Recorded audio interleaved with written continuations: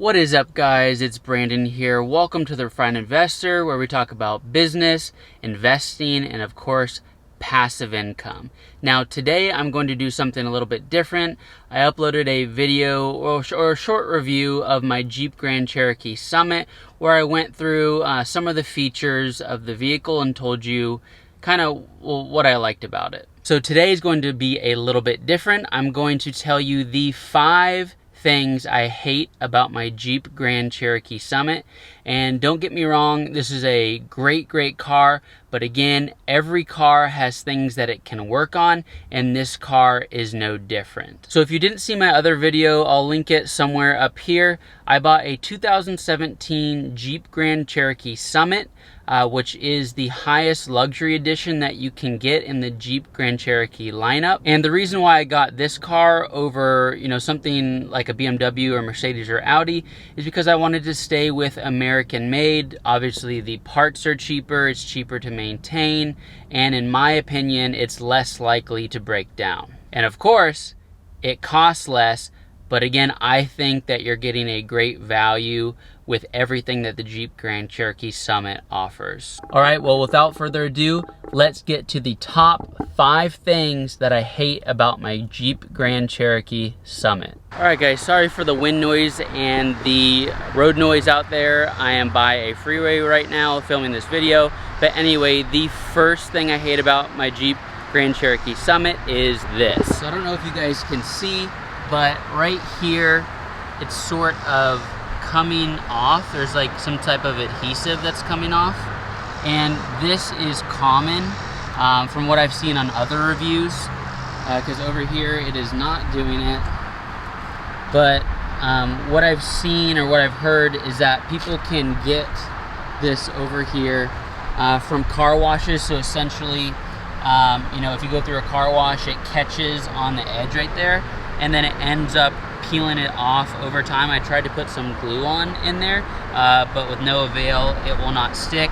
In the future, if it gets worse, I'll most likely just get a new basically fender put on right there. All right, the second thing I hate about my Jeep Grand Cherokee Summit is in the interior of the vehicle. You can see that it's sort of starting to chip right there, and then up there a little bit, and I believe over here a little bit as well. So that starts to chip, and then this stuff, it scratches a little bit. It's not bad, but mainly it looks like the shifter over a couple years could chip like that, and then you guys could end up getting some of this stuff chipped as well. So again, not the best material, not the most durable material on the center right here. Okay, and the third thing that I hate about the Jeep Grand Cherokee Summit has to do with the 8.4-inch touchscreen.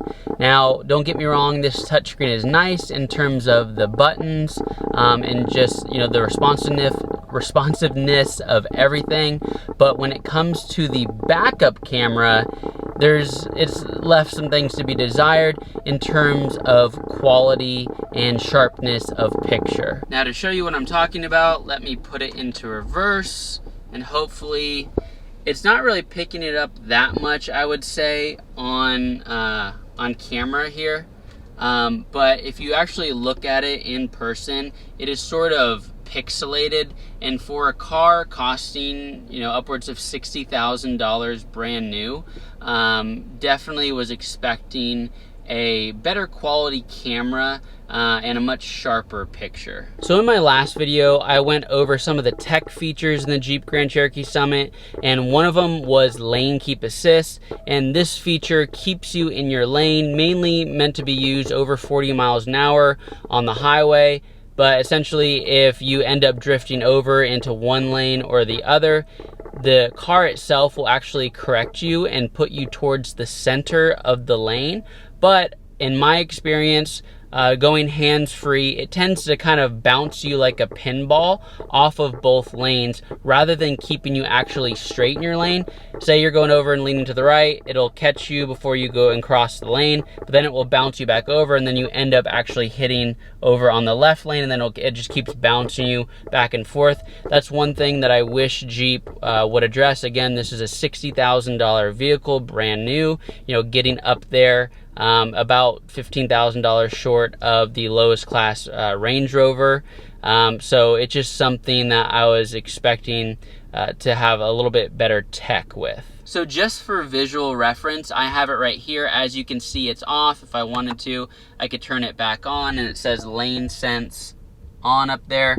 But again, I want it off because it actually ends up just being more annoying, I would say, than helpful, because sometimes you want to go into another lane because there's no one around you, right? And you don't want to have to put your blinker on, or sometimes, you know, you just don't always want the wheel fighting you back basically when you're driving. So that's one of the things that I don't like. And again, it is number 4 thing that I hate about the Jeep Grand Cherokee Summit. Oh, and I forgot to mention, so with lane keep assist on, if you don't put your blinker on, again, if you're going at least 35-40 miles an hour just on the regular road and you don't put your blinker on, it's going to then budge you back in the middle of the lane as well. So again, it is good to always obviously use your blinker, but if you don't, sometimes it'll kind of get annoying because again, you're fighting with the car. And don't get me wrong, it's not like the car is going to drive you and the car overpowers you. You can definitely overpower the car at any time. But again, it just kind of gets annoying after a while because some people, you know, generally slide to one side of the lane or the other, and they don't always want that constant reminder. And the start stop button is located right here. You just put your foot on the brake and then push in. And then again, the steering wheel does come down while your seat goes forward. But to actually disable this, you have to push this every single time you want to get in. So if you do push this, anytime I put my foot on the brake and I come to a stop, it will no longer cut off. But again, it's just, you know, it's a little thing, but having to push that each and every time kind of gets annoying after a while. I wish you could just push it like this and be done with it. And then if I did ever want to, you know, turn it back on, I could just push it like this. But again, it'll always come like this when you turn the car on. You have to manually push it off to disable the feature. All right, guys, well, that sums it up. The top 5 things that I hate most about my Jeep Grand Cherokee Summit.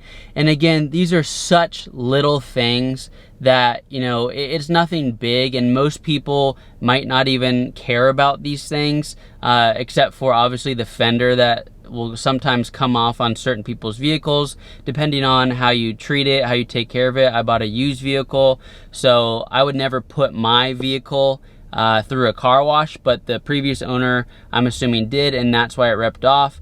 But again, these things are so small. I do love the vehicle. It is such a great luxury SUV, and if you can find them 3 years old for, you know, about $30,000, a little bit more. So that, in my book, is an incredible value for everything you're getting. Of course, as I said before, you have the suede headliner that goes all the way back. You push this, you have the moonroof that goes all the way back on here. Let me push it again, and it just keeps going. So that is an awesome feature as well. And again, down here, the different parking sensors, the vehicle will actually parallel park and perpendicular park for you. So that's just another awesome feature that a lot of luxury cars should include. And another thing, just looking around the cabin right here, is the leather stitched dash right here. So all of the dash is all leather, and it's stitched all the way through. So that's just a nice touch, as well as having real wood on here. It is not a veneer. So it's just a really awesome car, and you're getting a ton of value for the price. All right, guys, well, I really hope you enjoyed the video today. If you found this helpful in any way, please give my video a thumbs up, and of course, comment down below and subscribe. It definitely helps out my channel more than you know. And until next time, I'll see you guys in the next video.